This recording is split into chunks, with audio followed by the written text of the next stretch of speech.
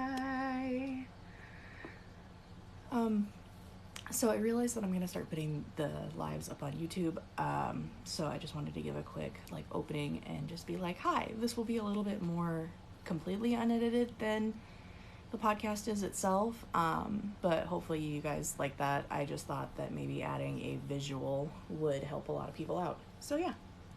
Hi.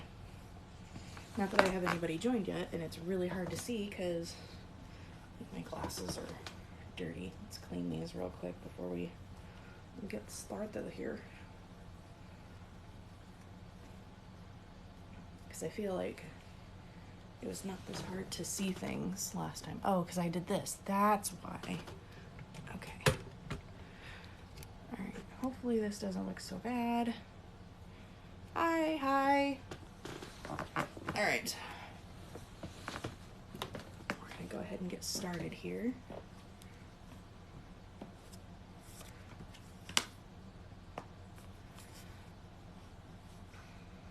Let me bring everything up. My notes. And we're just doing a Mom Monday for those that know what my podcast is already. Yeah, so give me 1 second and we're gonna get started here. If I can figure out all my strings. Alright. Test. I need you a little bit closer. Preferably not falling over. Bless him. Okay. Alright. Is that good? Alright, we're good. Get started over here. Hey everyone! Welcome to another episode of Phoenix Reads. Today is Mom Monday, and we'll be doing a series of questions and rants from an anonymous Facebook mom page. As usual, there won't be any usernames as this page is all anonymous and public.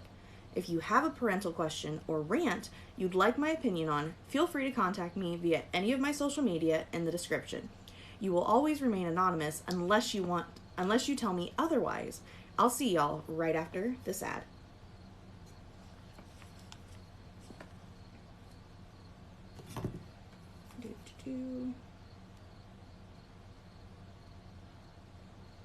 Yep.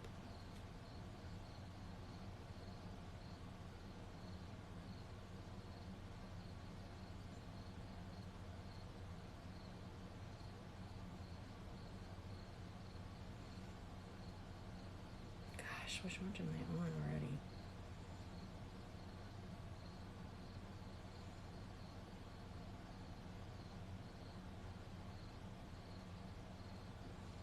Goodness.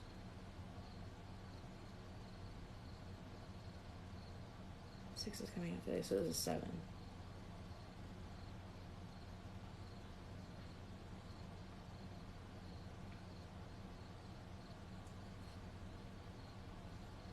Sorry, it's a little boring right now, but it'll pick up once I can start recording again. I'm just waiting for this to process real quick.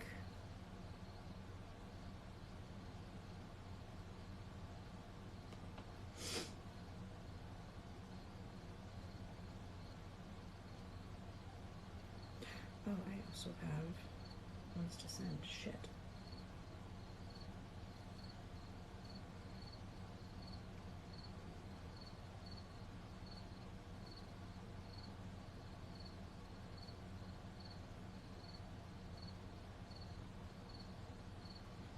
Oh, I guess I only have one. Not this. Nope.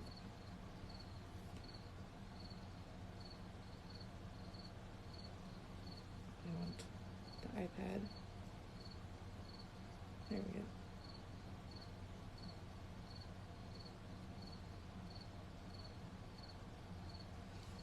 If you have any questions, feel free to leave them. I'm just, yeah. Sorry.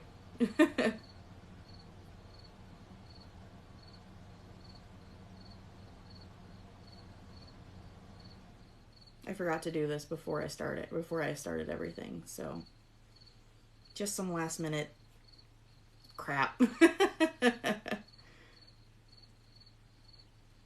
Send, dang it. There we go.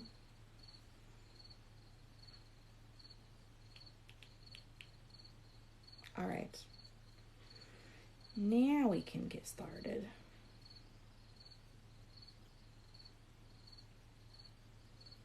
And that'll process while we're... Ow. All right, here we go. Need this a little bit up more so I don't have to lean right into it.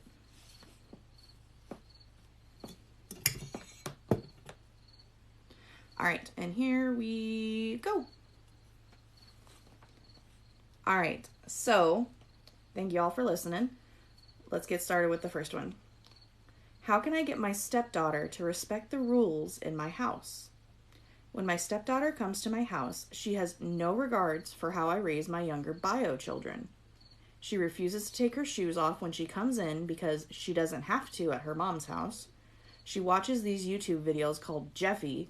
I listened one time, and it's nothing I want my kids to watch. Yet she constantly shows them after we go to bed.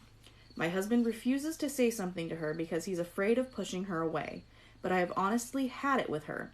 She even tries to smoke in my house sometimes, and every time she is here, she gives my kids a bad attitude. How can I get her to respect my rules in my house if my husband doesn't care?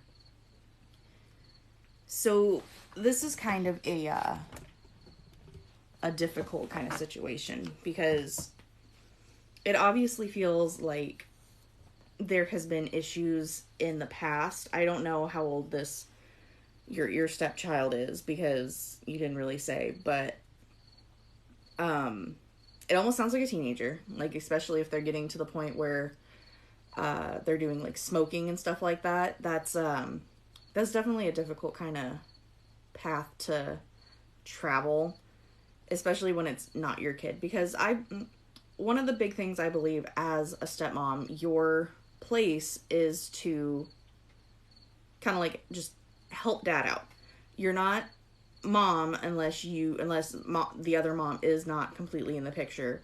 But it almost sounds like your stepdaughter's mom and your husband need to kind of come together and try to work together to do what's best for her, because honestly, like, the way she's acting is obviously not the best for her in the long run. And I think what a lot of people forget is that, how do I want to put this? Parents breaking up, it's hard. It doesn't matter how amazing they are together. It doesn't matter how amazing they are, like, parentally apart. It doesn't matter. A lot of kids go through this rebel phase. Like, oh, like, my mom's the best. You suck ass. I don't want anything to do with you. Don't talk to me. Don't touch me. Don't, fucking, like, look at me. Like, I'm going to make your life hell, because pretty much what a lot of teenagers, I'm assuming teenager, a lot of teenagers go through is they look at the stepmom as, you're the reason my dad is not with my mom. Could that be because maybe mom has said something to the kid? Possibly. But I don't have any of that information, so I'm not going to assume that bio mom is like that. When it comes to OP, unfortunately, you really can't do a whole lot until you get your husband on the same page as you. If he is not willing to, work with you and try to make things better for your guys' livelihoods, there's not really a whole lot you can do, unfortunately. Like, it's hard because he doesn't want to push her away, which means that chances are he has enforced rules in his place before, and things have gone tits up. Pardon my crude saying, but things have gone tits up before. So it's unfortunately one of those things where you might have to start off a little bit more lenient and then grow slowly towards it. But again, I don't know how much time you have. I mean, one of the things that I've talked about this on before, especially when it just comes to a relationship one-sided without like really any kids. But everyone is single for a reason. And when they are single. And you have to decide if the reason that person is single is, you know, like, if it's something that you can live with. Everybody's got a quirk that maybe somebody else can't live with. Like, somebody dated somebody and they, you know, clip their toenails in bed. There's an example. Some people can live with it. Some people are just like, oh, you know, okay, I'll just take a lint roller and run it through the bed real quick and pick anything up. It's not that big of a deal. I'll just do it, like, once a week or when I notice that they've done it before bed. Whatever. It's not that big of a deal. For somebody else, it could be like, you clip your toenails in our fucking bed? No, get out. Like, either stop doing it or I can't do this anymore. Like, there is a line for everybody. Yours might have to be whether or not you can deal with the fact that your husband refuses to parent his child. That just might be something that you need to look at. It might be something you have to sit your husband down and, like, listen, I cannot take the way that you let your child get away with absolutely everything in this house, and it's affecting my children. My children that I'm the only mother that they have to love and care for them, and it's affecting them. It's giving them nightmares. It's, you know, like, I don't want people smoking around my kids. Like, that's a big thing. Like, those are your children. You are there to protect them.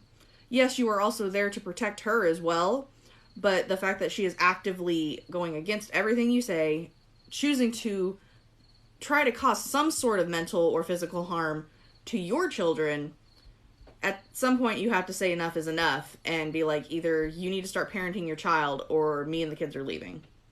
Like, even if it's just for, like, a weekend to get away, for him to kind of, I don't want to say man up, because he is, you know, I'm sure it's a very stressful situation for him as well, but he needs to sit his kid down and talk to her and be like, listen, you can't do this, you can't do this, you can't do this. And hopefully something good comes of it. We're going to go ahead and move on to the next one. Needing advice about a dream I have been having about my fiance. Oh, we're going there. Okay. This may be long, so bear with me. I know this may sound so strange to some people, and if you have no advice, please feel free to stop reading and move on. I need positive comments only. So I came across, sidebar, I came across this in one of my Facebook memories.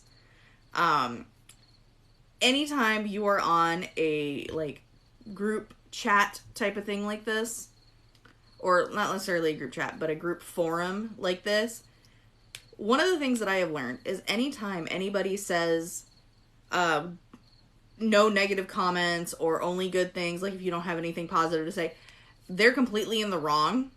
Like 95% of the time, the person is completely in the wrong, and they just want people to enable them because they know that what they're talking about or what they're doing is wrong, and they just want people to be like, no, it's completely fine. Like, they just want somebody to enable them.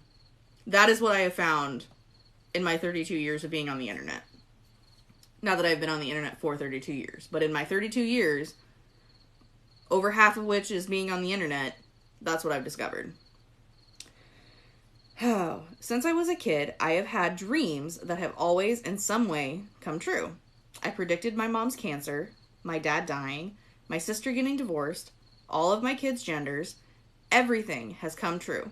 Well, I am set to marry my high school sweetheart next week, and all of a sudden, I am having dreams that he harms me in some way.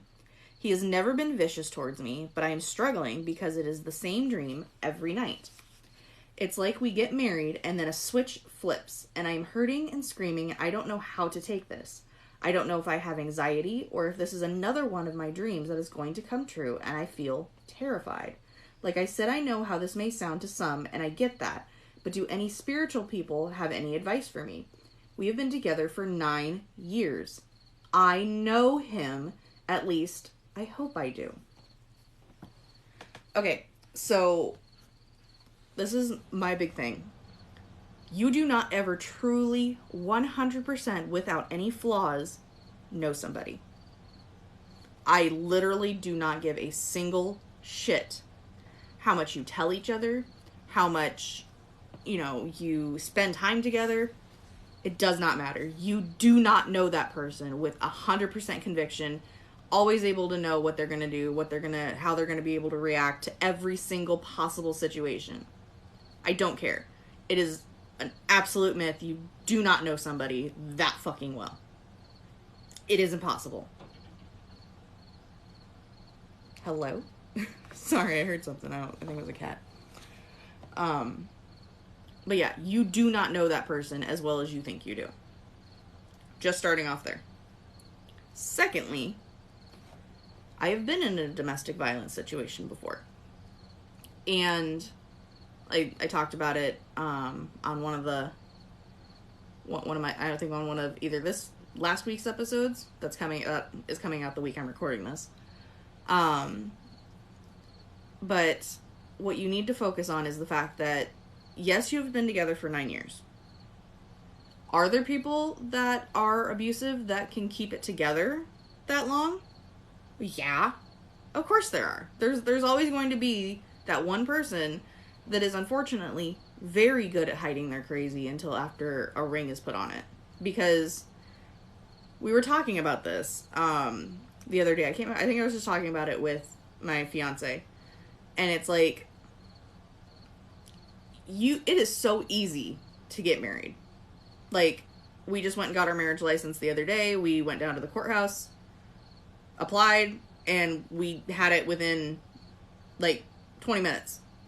Like, all we did was fill out paperwork. They took it back to their computer, put it in, gave us our stuff, and be like, hey, this activates Tuesday. Like, after Tuesday, you guys can get married whenever, and it doesn't expire. It was that easy. I paid $35. Like, I think, like, $37 with tax.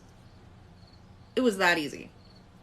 Getting divorced, some states have a mandatory separation time where you have to be separate. You have to still legally be married for a certain amount of years, but you can be separated and living as though you're not married. But legally wise, like if something were to happen to your spouse, you're still responsible for them in some way. Like if they go to the hospital, like you're still going to be on their call list. It doesn't matter if they have a girlfriend. If something happens to them and there is a final call to be made, you're going to be the one to make it still. Like, there are, like, they tell you to live as though never married, but the other person still has certain calls that they can make during certain situations. And again, not everybody going through a separation is going to have these same situations, which, you know, because it's all, you know, to each their own. But if you're in a relationship with someone for 9 years and you have seen them like completely sloshed out of their mind and they've never even like harmed a fly, I want to say that your dreams are coming from maybe like a cold feet kind of place where it's like, because I mean, I've had them before too. It's, you know, you think like all of a sudden like, oh man, I'm going to get married, and then shit's just going to hit the fan. Like, he's going to completely become a whole different person. You know, I've dealt with it before. You date somebody and then something very life-changing happens. Like, for me, it was, I got pregnant. And he was, like, he just changed. Like, he used to be nice. He used to make kind of, like, the odd jokes or every once in a while. And then things just changed. He was suddenly, like, he was just a different person. He was an asshole. And it made me think, like, man, if I wasn't pregnant, I wouldn't be here. Then I had a miscarriage, and then I felt like shit because it's like, oh, great. I'm the reason that I had the miscarriage. Like, if I hadn't have said what I said, I would still be pregnant. I would have my little baby. Like, it's a lot to go through. It is a lot of feelings, and it's a lot of emotions, especially at the age of 18. But I understand where you're coming from. I have predicted a friend's child's gender before. I mean, it's a 50-50 shot, so. I have predicted other things in dreams. I have gotten, you know, I have the whole bad vibes, bad feelings things, which has indicated that a neighbor has died that I didn't know had died. Yeah, one thing after another. Like, I've been in similar situations before. Like, I have had the, you know, the prickle at the back of the neck thing where it's like, something's gonna happen. Like, I can feel it in my bones. But to be with somebody for 9 years and have absolutely no sign that they're going to abuse you, it's very, very rare. And like I said, it's never absolute. It's just usually, there's always the rule to the exception. Because, only Sith's still an absolute, which is kind of an oxymoron. But anyway, I think it's mostly you're nervous that something is going to change after y'all get married. And it could be. Like, it happens. But I do think that, I think you'll be fine. But again, and in the end, it's up to you. If you can't handle the dreams and the stress, break it off. Because all that's going to happen is that it's going to get worse.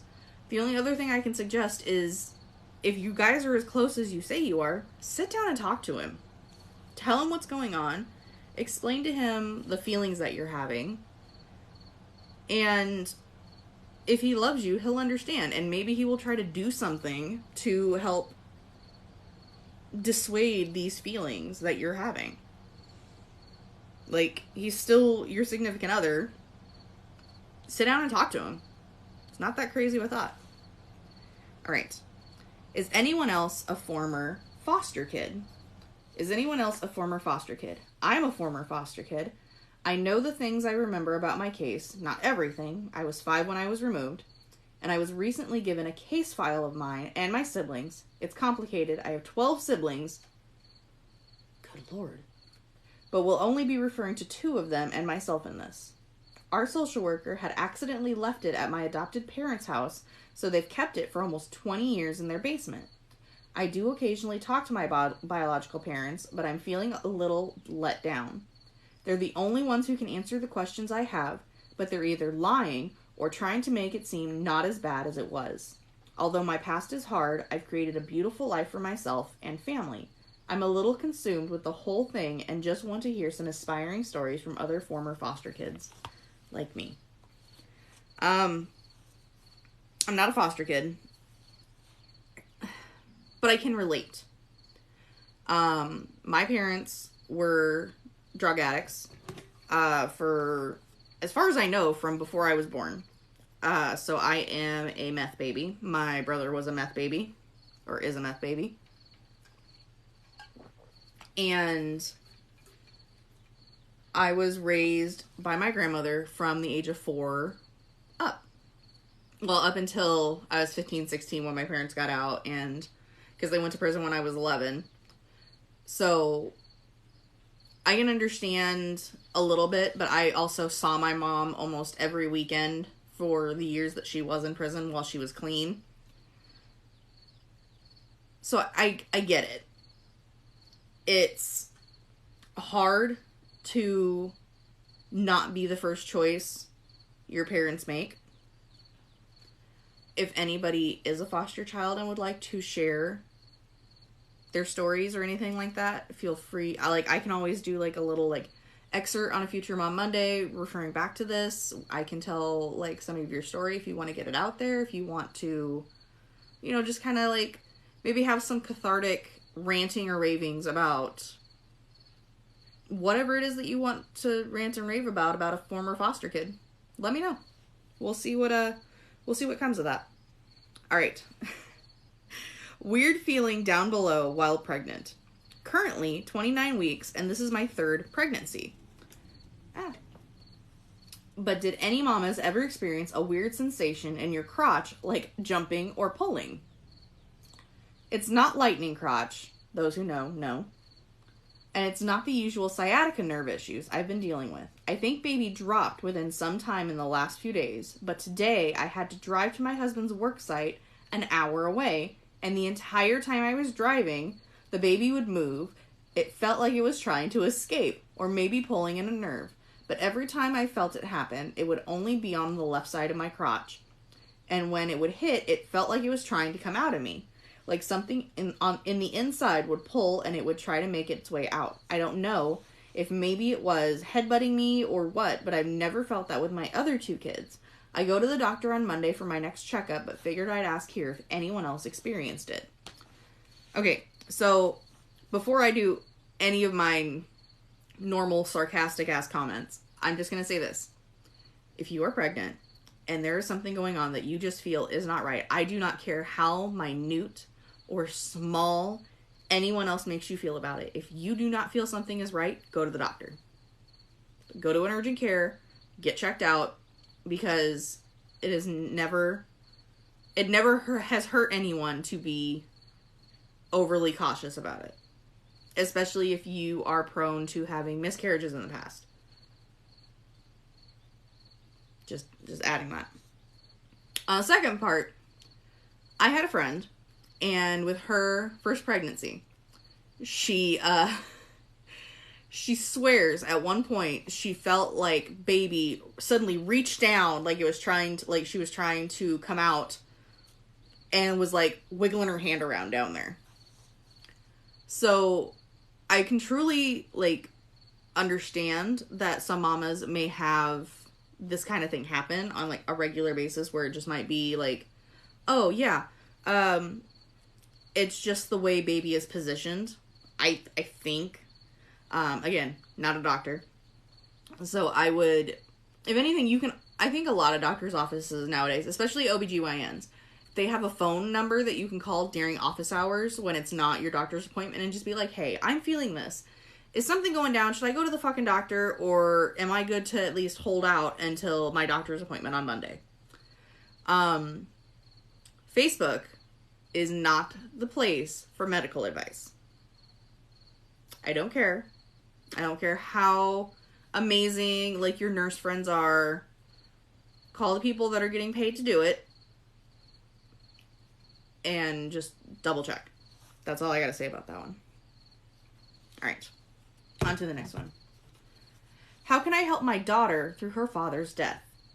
How do I help my 12-year-old daughter deal with her father's death? That was on July 11th of 2022. She is hiding her anger and hurt, but it shows. She is our only child, and they were best friends.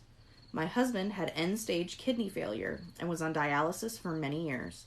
I talked to her several times, letting her know how serious his health condition was and that eventually it would take his life. My daughter and I took a mini vacation to visit family, and while we were gone, he died of cardiac arrest in his sleep. I have something to say about that, but let me finish. She didn't want to go to the funeral, but I knew she would later regret not saying goodbye, so she did. She cried, but was also very withdrawn. She has never seen death, and now my sweet innocent baby now knows what real loss feels like. I try talking to her, but she won't open up. I want to heal her broken heart, take that pain away, but I can't. How do I help her cope? I don't want her to become an angry, isolated, broken soul. God help me. I just don't know how to help her heal. Getting her a child therapist that deals with parental death is a great first step. I never had anything like that when my mom died. I was also a little bit older than her when my mom passed. I was 17. Like recently 17. Like my mom died like not even a full month after I turned 17. So one of the things that I would say is, know right now, she is not going to be okay. She is not going to heal as easily as you hope she will. Because again, healing is different for everybody. It took me 13 years to get over, to be able to go through the day of my mom's death and not completely break down and have absolutely like no urge to want to do anything. It's difficult because it's like, how do you carry on without your best friend, or carry on with somebody that loves you and has been there for you and has raised you? I think a big problem is that you tried to prepare, and I'm not saying that you like knew in advance, because again, death is different for everybody, especially when you're already sick. I think a big thing is that if if you knew beforehand that he was reaching a critical stage, leaving and going on a mini vacation was a really bad idea. I'm just going to say that right now. I was really close to my great-grandmother when I was little, and she died when I was 9. Again, I was 9, so it was a little different, but my grandmother, when my great-grandma was reaching her end of life, she made me go stay with my dad. My mom at the time was in I was told that she went into a therapy home because she had guilt for my great-grandma's for my great-grandma dealing with, like, the sickness that she was dealing with, and I guess she just felt really bad. No, she was in a halfway home I don't know. I was 9. It's been a long time. But my mom was not in the picture at the time. She was somewhere else. I think she was on a Grippy Socks vacation. I'm not gonna lie. But so I was just there with my dad, and my grandma passed later that night. I had so much anger towards my grandmother because I was like, you didn't let me say goodbye. I wasn't there in her final moments. Like, you made that choice for me, and I resent you for it. She did the same thing to my brother and I when my mom passed. Because, background, when my mom passed, I was at home by myself. Again, I was 17. My brother was 13. Oh, well, he was turning 13 that year. And he was at my grandma's. They lived maybe a couple miles away from us. When my mom started passing, because she was in hospice, the nurse called us and was like, she was looking for my dad, and I was like, oh, no, he's not here, he's at work. And she's like, can I call his cell phone? I was like, yeah, sure. I didn't think anything of it. Well, come to find out, my mom was, nearing the end of her life. It was literally going to be within the next few hours. And my dad called me, and he's just like, hey, you need to call I called your grandma. She's supposed to be come picking you up, and then you guys are going to come here. Now's, today's the day. Now's the time. If we want to say our goodbyes, if you have any unspoken goodbyes, you need to say them now. And I will never forgive my grandma for this. She's dead now. I still can't forgive her. Her and my uncle, my mom's brother, because this is my mom's mom. This was my mom's mom. They got in the car and left. They didn't come pick me up. They left my brother there at the house, and they went to where my mom was. After being told to pick up me and bring my brother and take us there to meet my dad there, because he was working on the other side of where we lived. He didn't have time to come get it. It would be backtracking for him to come get us and then go there. He ended up having to, because I called him and I was just like, I don't know where they are. Nobody's answering. My brother said that they'd left and they didn't leave, and then he was still there. I don't know what's going on. And as he's in the car, or as he was leaving hospice to go out into the parking lot, they pulled up. And I was on the phone with him when they had this conversation, but he looked at my uncle and he goes, Where are the kids? And they go, oh, I got a fucking time to do this. That's exactly what he said. We were a 5-minute drive away. Or I was a 5-minute drive away. My brother was with them. And so my dad had to leave, drive the 25 minutes to come get us, and then the 25 minutes with us back, which it was more like 35 minutes for us because we were at different houses. By the time we got there, my mom had passed.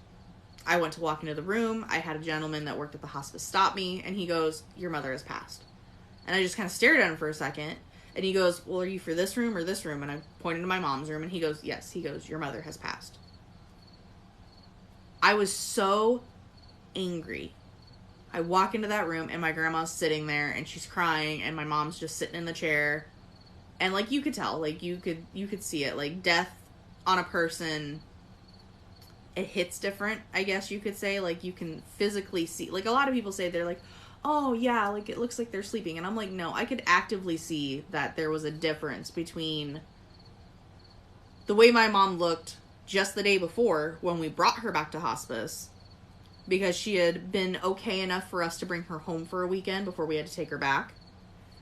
And then the way she looked sitting in that chair right then. And it was hard. It was really, really hard to see that. And I resented my grandma for it. I've resented it. I've resented her for it ever since then. So all I can say is get your kid a therapist that deals with parental death. I wish I would have done that when I was younger. I wish my dad would have done that for me. Or I wish I would have known. I wish I would have thought that therapy wasn't so scary. Maybe I wouldn't have had as many issues as I still have as an adult. Alright, on to the next one that hopefully is not so sad. How can I talk to my boyfriend about saving money for us to go out on the weekend? Hi ladies, I bartend a few nights a week, my second job. I've been working there for many years. It's a small veterans bar. I also go there when I'm not working at night for a glass or two of wine.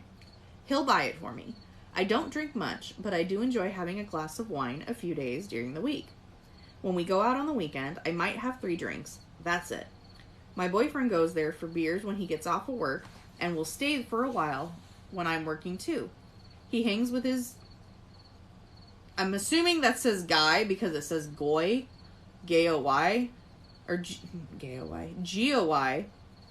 And I don't know if that's the Jewish term of goy, but I think it's just a misspelling. But it caught me off guard.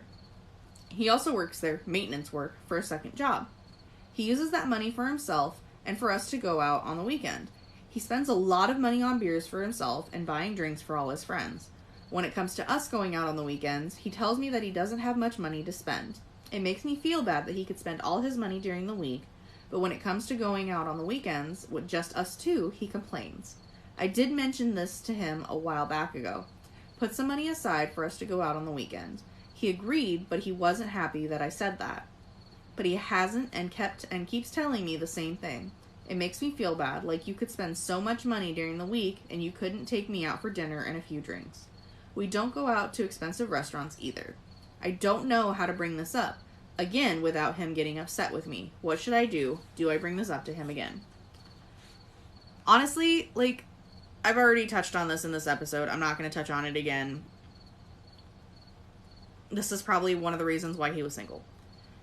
Poor money management. And he holds it seems like he holds his friends in a higher regard than he does his partners. Yeah, again, that's kind of all up to you on whether this is a deal breaker for you. For some people it's not until it gets way too late. But, I mean, the only thing I could say is, like, if he hangs out there, like, start calling him out on it. Like, make a snide comment one time and see how he reacts. Because it's like, if he was going to do that, like, if it was a constant thing, my ass would end up saying something I probably shouldn't. Like, oh, here we go again. I guess I'm not getting that date night you promised me this week in front of his friends, and watch how they kind of look at him real funny. And depending on his friends, it'll hit home real fast. But since I already have kind of said what I can say before on this, I'm not going to really say much else. I forgot about this one. Cat won't stop eating pacifiers. Help. How can I get a cat to stop eating pacifiers? She always finds them, and I am constantly replacing them. Okay, so for one, I would look into, like, maybe, like, a Tupperware thing of where you keep pacifiers when they're not being used.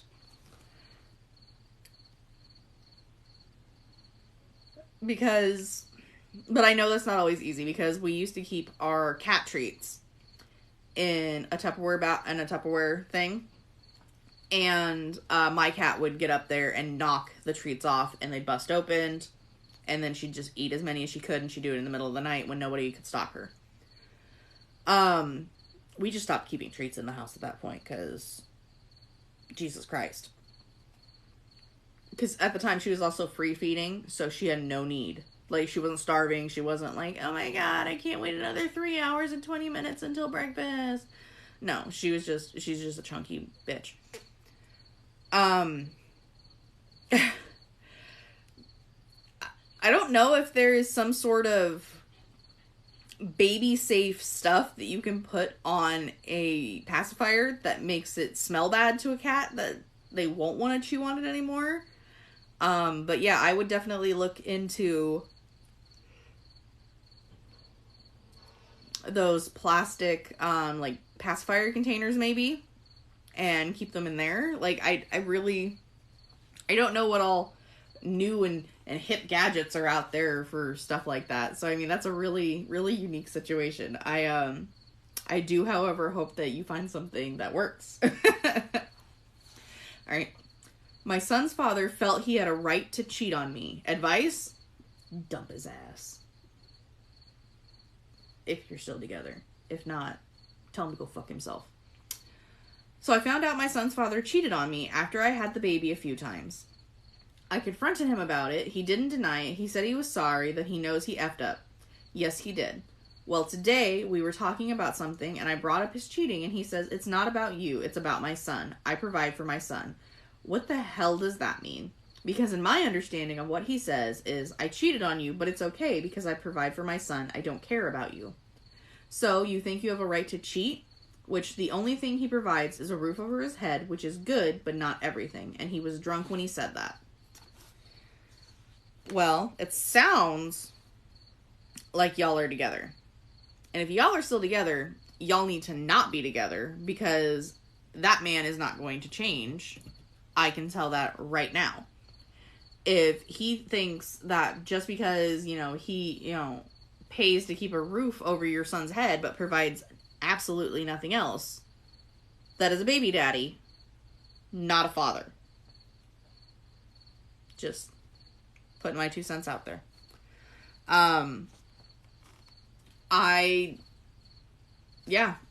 Flat out, I would leave because it doesn't sound like he's going to stop anytime soon. I'm just being honest about it. All right. Should I invite my father-in-law to my daughter's party? My husband doesn't have the best relationship with his dad. My father-in-law remarried when my husband was 4. The stepmother has never cared for my husband due to him not being hers. The stepmother had another child from a previous relationship, and my father-in-law and stepmother had a child together. And stepmother had a child together. My husband is the only one that went to college and works. The other 2 are capable of working, but are users and choose not to. This past weekend, the family got together and we were not invited for my father-in-law's family. For my father-in-law's birthday dinner. My question is, our daughter's birthday is coming up. Do we invite them to the party or cut ties? It's kind of completely up to you, obviously. But personally, if it was me, well, one, I guess it depends. What kind of relationship does your daughter have with her grandfather? That's the thing. Because we make sacrifices for our kids to a certain extent. But if it's affecting your mental health or your husband's mental health, it's not worth it. I say that, but I need to practice what I preach before anybody that knows me personally says anything to me about this episode later on. I know I need to practice what I preach. That's where I would start for one. Because again, if you know that you don't want to invite him, you know already.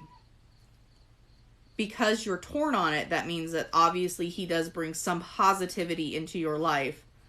Unless you are like me and will strictly hold on to people just because they're family, even though they treat you like absolute shit. Or at least not like how families should treat one another. I would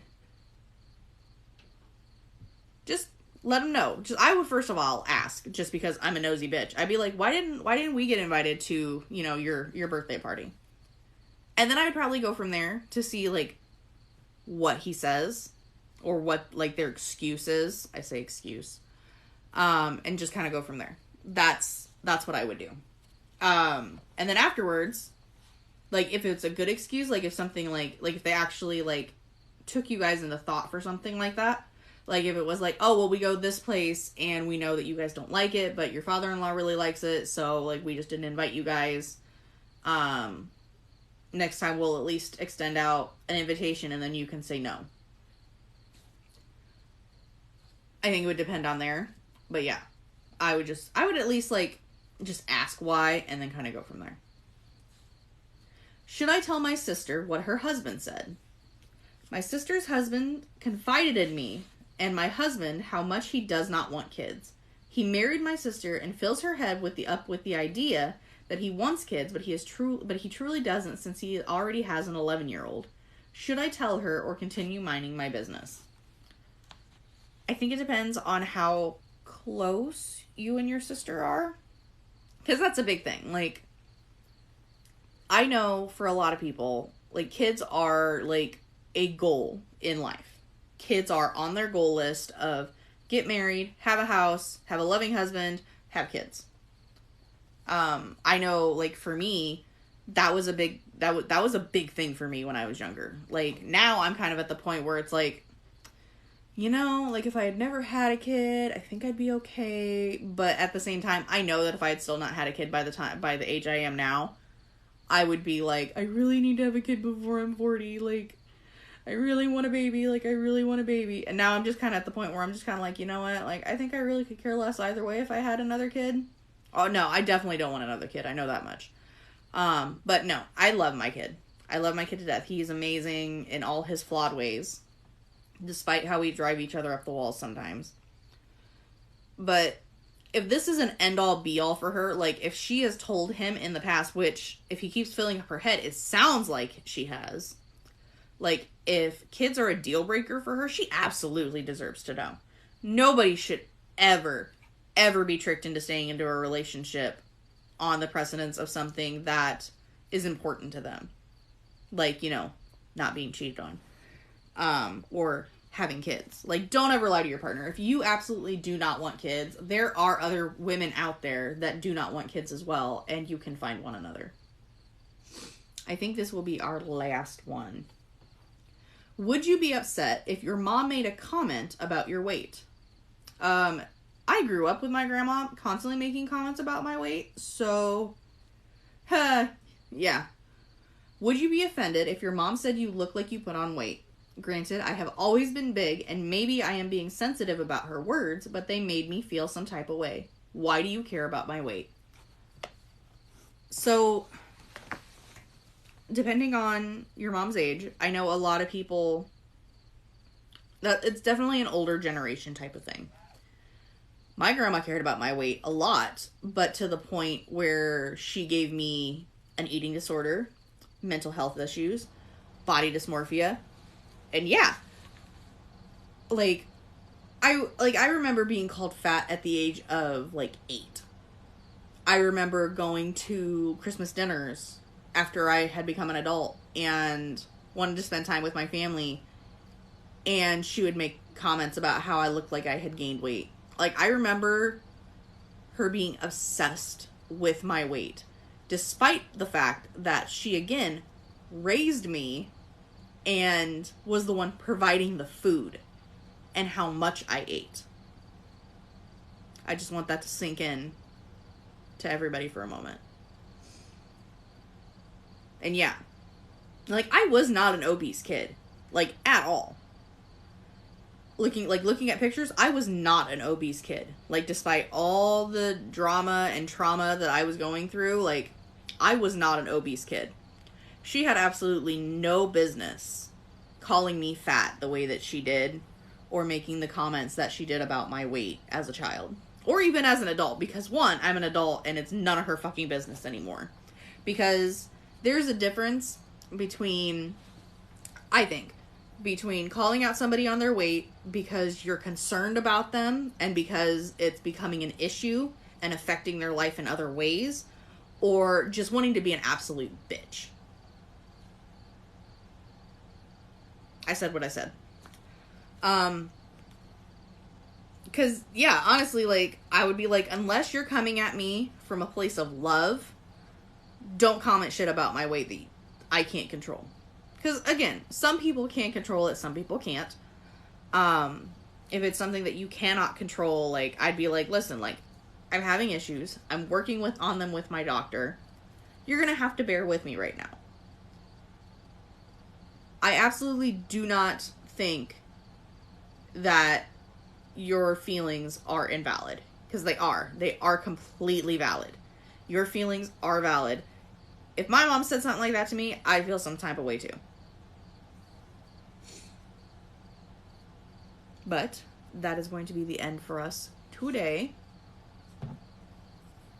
Thanks everyone for listening today. I hope you all enjoyed the podcast. If you know somebody who likes my content, feel free to send me their way and a share. If you would like to send me a message with your own story, rant, question, unpopular opinion, or if you want me to tell others how you fucked up today, or any day, send me a message via any of my social media found in the description below. Just look for my cute little avatar you see on whatever app you're listening on. Please give a rating if you enjoyed what you heard today. I hear that they help out tremendously. And as always, I will catch y'all next time. Bye! And I will see anybody that wants to join in the next one. Bye!